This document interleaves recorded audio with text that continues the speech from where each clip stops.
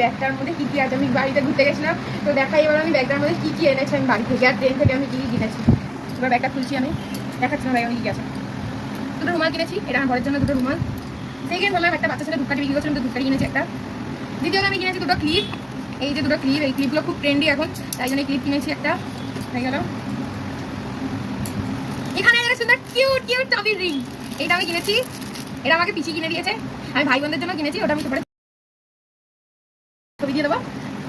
আর এটা একটা চকলেট বাড়িতে ছিল, এটা 1 বছর পূর্তি হয়ে গেছে, এটা আমার শ্বশুর আমাকে দিয়েছিল, আমার যখন রেজিস্ট্রি ফর্ম ফিল আপ হয় তখন আমরা খাইনি, তো এটা পুরো 1 বছর পূর্তি হয়ে গেছে, আমার রেজিস্ট্রি কমপ্লিট হয়ে গেছে, এটাও 1 বছর হয়ে গেছে পুরো। দ্বিতীয়ত আছে আমার ব্যাগে দুটো আম আছে, মা দুটো আম পাঠিয়েছে। আমার ব্যাগে আছে কচুর শাক, এর মধ্যে কচুর শাক আছে, মা পাঠিয়েছে জন্য আছে মাথা দিয়ে। আর হাতে হলো এখানে একটা চাবির রিং, আমি আরেকটা চাবির রিং কিনেছি, এই একটা কিউট চাবির রিং কিনেছি। আর সেরকম ব্যাগে কিছু নেই, আর একটা ব্যাগে মানি ব্যাগ আছে, আর আছে সেন্ট, ক্লিপ, সিঁদুর, একটা লিপস্টিক, আর কিছু নেই তেমন।